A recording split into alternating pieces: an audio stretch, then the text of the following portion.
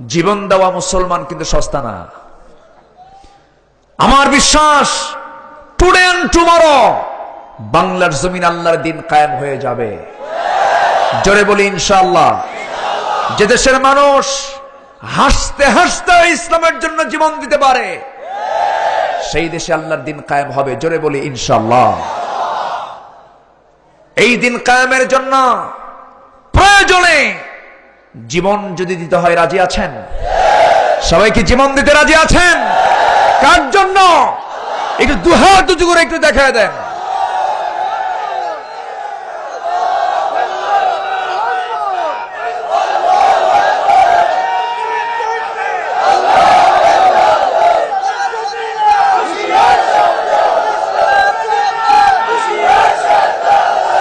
আল্লাহ সবার হাতকে কবুল করুন। জোরে বলি আমিন। আরো জোরে আমিন। সম্মানিত ভাইয়েরা, সম্মানিত বন্ধুগণ, নামাজ কায়েম, নামাজ আদায়, দুই কাজই করতে হবে। হুকুম কে দিয়েছেন? আসতে বলবেন না, কে দিয়েছেন? নাম্বার 2, ওয়ালাম নাকুনু তু'ইমুল মিসকিন, আমরা মিসকিনদেরকে খাবার দেই নাই। ওয়ালা ইয়াহুদ্দু আলা তুআমিল মিসকিন, এটা আল্লাহর হক না বান্দার হক? কার হক?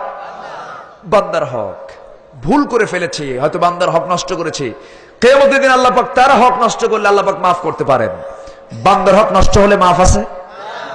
আমার দেশে বয়স্ক ভাতার টাকা মেরে খাওয়ার নেতা আছে না নাই? আছে না নাই? রাস্তার টাকা, প্রজেক্টের টাকা, সব বান্দার হক। এগুলো কি জান্নাতে যাওয়ার লক্ষণ না জাহান্নামে যাওয়ার লক্ষণ? জাহান্নামে যেতে হবে।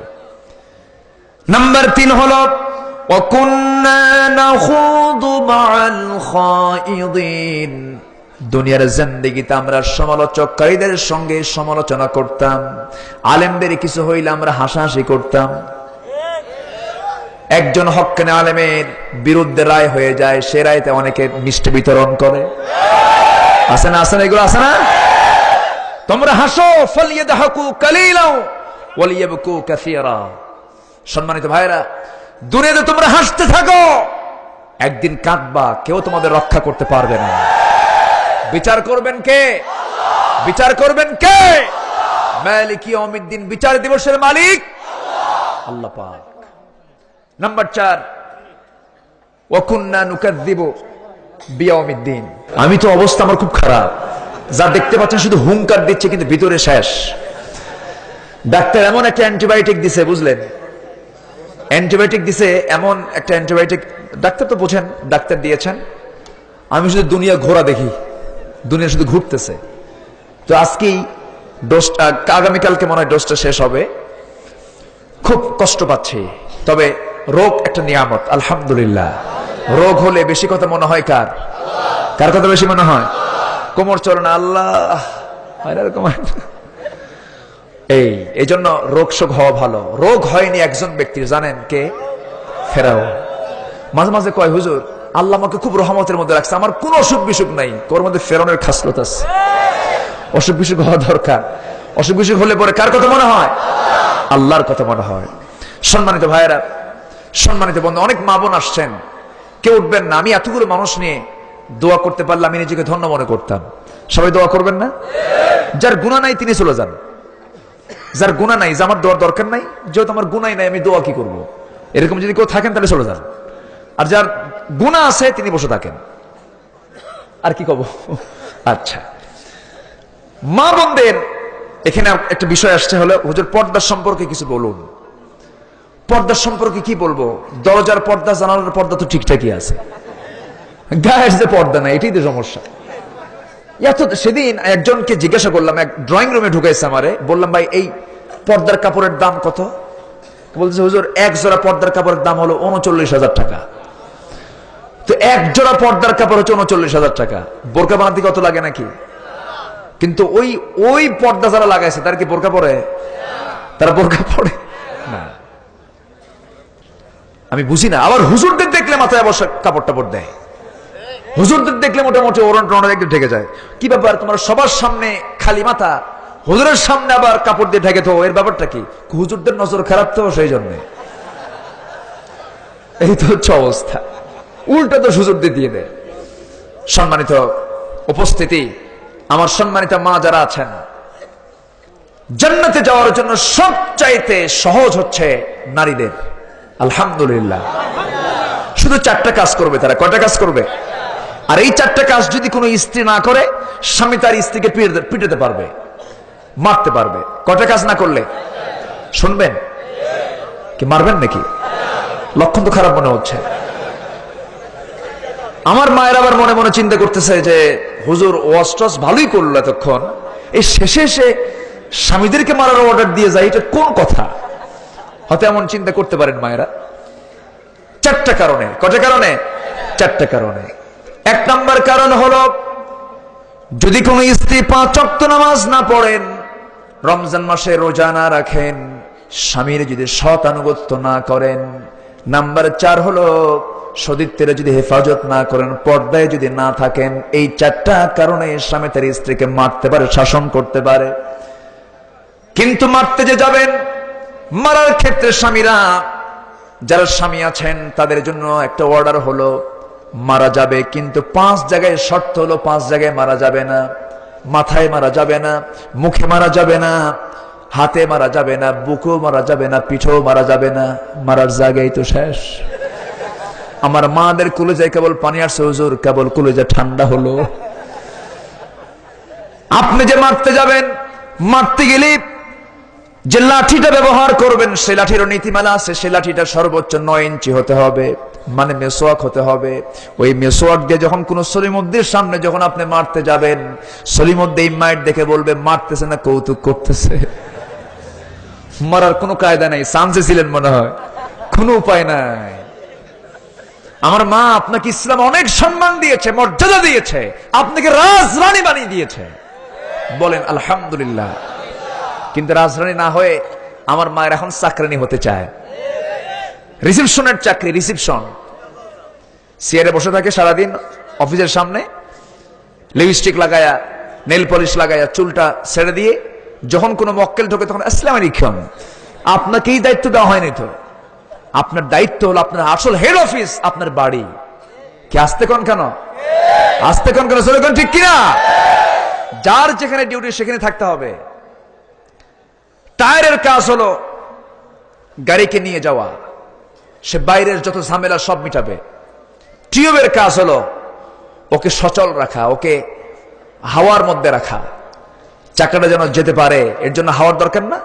তাহলে টিউবের কাজ হাওয়া, আর টায়ারের কাজ হলো যত বিপদ আছে সব মারিয়ে সামনের দিকে এগিয়ে যাওয়া। এখন টিউব ভিতরে থাকতে থাকতে যদি বলে এই টায়ার, সমান অধিকার, তুই ভিতরে ঢোক, আমি বাইরে যাই। আমার কথা কি বুঝতেছেন? তাহলে তো গাড়ি মাশাআল্লাহ ঢাকা যাবে নাকি? ঢাকা যাবে? এই হচ্ছে অবস্থা। আজকে গোটা পৃথিবীর 2য় বৃহত্তম মুসলিম জনপদ বাংলাদেশের মানুষ পুরুষের পিছে না নারীর পিছে? বলেন, পুরুষের না নারীর পিছে? নারীর পিছে আজকে। অথচ কোন পয়গম্বররা, মুসার কথা মনে হয়ে গেল।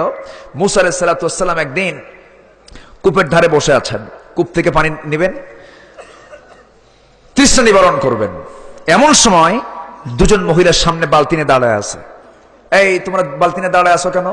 কে কূপ থেকে পানি তুলতে হবে, আমাদের বাড়িতে কোনো পুরুষ মানুষ নাই, তো এখান থেকে পানি নিয়ে বাড়িতে চলে যাব।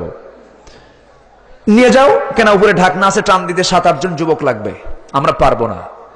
মুসা আলাইহিস সালাম ভাবলেন বেচারা মহিলা মানুষ, খামাকে দেরি করার কি দরকার, দাও বালতি। কূপের ধারে গেলেন, ঢাকনায় হাত দিলেন, মারলেন ফিকা, 14 হাত দূরে গিয়ে ছিটকে পড়লো। 2 মহিলা মনে মনে এটা মানুষ না অন্য কিছু। আল্লাহর নবীদের গায়ের শক্তি কম না বেশি? বেশি। তো বালতিটা নিয়ে চলে গেছে বাড়িতে। বাড়িতে যাওয়ার পর বাপ বলতেছে, মা প্রত্যেকদিন তোমার সন্ধ্যার পরে আসো, আজকে এত তাড়াহুড়ো করে আসলে কেন? আব্বা, এটা যুবককে দেখলাম এমন জোরে টান মারলো, উপরে ঢাকনা আউট। পুরো লোকটা বলতেছে, বাবা বলতেছে, শোনো মেয়ে, কালকেও তোমরা যাবে, ওই যুবকের সঙ্গে দেখা হবে, ওকে আমার সালাম জানিয়ে বলবে সে যেন আমার সঙ্গে দেখা করে। মুসা আলাইহিস সালাতু ওয়াস সালাম সেখানে ছিলেন। এসে বলতেছে যে আবিনা শাইখুন কাবীর, আমাদের আব্বা খুব বুড়া মানুষ, আপনাকে সালাম দিয়েছেন, আপনাকে আমাদের বাড়িতে যেতে হবে। উনি মনে মনে ভাবলেন, এই দেশ তো আমার নতুন দেশ, আমি তো চলে আসছি। মানে ওই যে কিপ্তিকে, এক কিপ্তি তার সামনে দাঁড়ায় ছিল, তর্ক বিতর্ক করতেছে। খুব খুব বাঁকা উত্তর দিচ্ছে, ভুল করতেছে কিন্তু স্বীকার করতেছে না। কিন্তু মুসা আলাইহিস সালাম কি সহ্য করার মানুষ? মারছে থাপ্পড় ওর আদব দেওয়ার জন্য, কিন্তু থাপ্পড় মেরলে হবে কি, এমন থাপ্পড় মারছে মরে গেছে। তো আল্লাহরে বলতেছে, আল্লাহ ও যে মরবে আমি কি জানি নাকি? তুমি মারলা, তুমি আল্লাহর দোষ আমার না, আমি ওকে শাসন করার জন্য মারছিলাম, মরে গেছে, আমার দোষ নেই। কিন্তু তুমি এখন দেশ ছাড়ো। উনি দেশ ছেড়ে চলে গেছেন। এই ঘটনা ঘটায় উনি ওখানে অপেক্ষা করছেন, ভাবতেছেন যে এই দূরদেশ আমাকে যদি কেউ যদি চিনে ফেলে ভালো, আমি যদি কারোর সঙ্গে পরিচয় হতে পারি ভালো। আব্বা আপনাকে দাওয়াত দিয়েছেন, আপনি কি যাবেন আমাদের সাথে? অবশ্যই যাবো, কিন্তু বাড়ি তো চিনি না।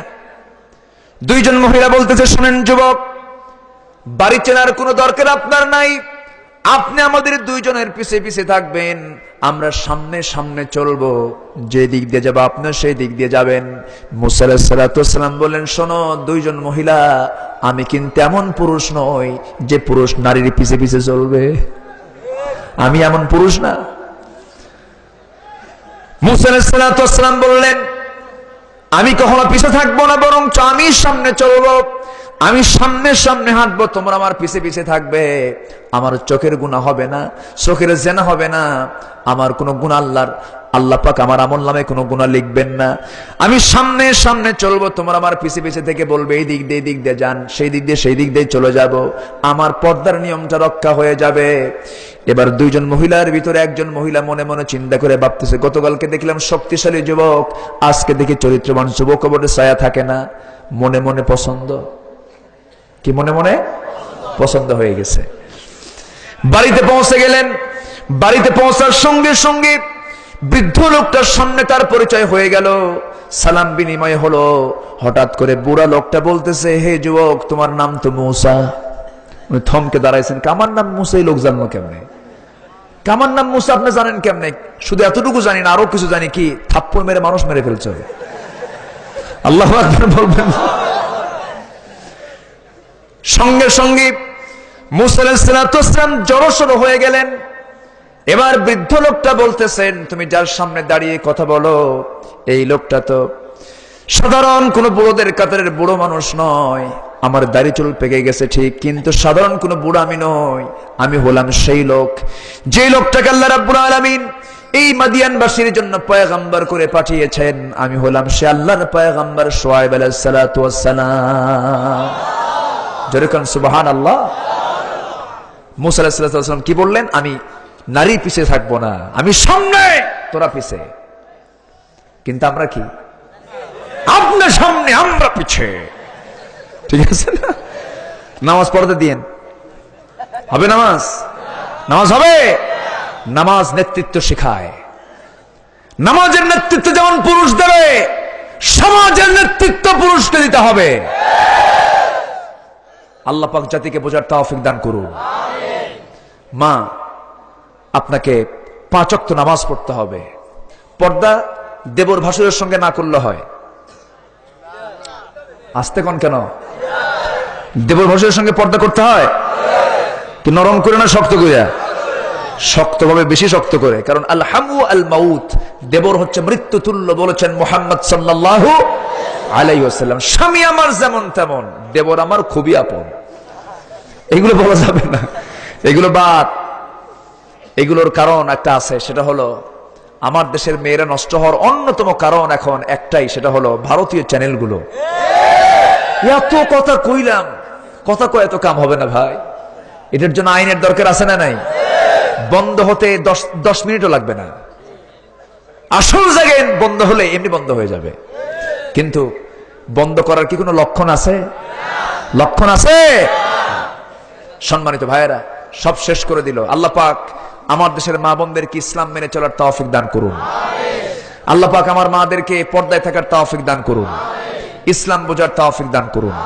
জোরে বলি আল্লাহুম্মা আমিন। রাসূল কত কঠোর পর্দার নিয়ম রক্ষা করেছেন। রাসূল তার ঘরের সামনে দাঁড়ানো, দরজার সামনে দাঁড়ানো, এক অন্ধ সাহাবীর সামনে দিয়ে আসতেছে। রাসূল বলেন, আয়েশা তুমি ভিতরে যাও তো।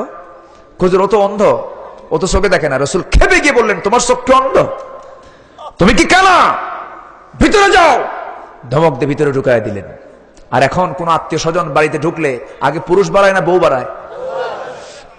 বউ বের হয়ে বলে, আসেন বসেন খান। আছে না? এগুলো আছে না? এই হচ্ছে অবস্থা। আমরা মুসলিম, আমাদের ইসলাম মেনে চলার দরকার আছে না নাই? স্বামী নাই, স্বামীর বন্ধু বান্ধবের বাড়িতে ঢোকা নাই, কোনো দরকার নাই। ইসলাম এগুলো শিখিয়ে দিয়েছে। আল্লাহ পাক বোঝার তৌফিক দান করুন। সম্মানিত ভাইয়েরা, আমরা কাল ক্ষেপণ করবো না, যতটুকু হয়েছে বলি আলহামদুলিল্লাহ।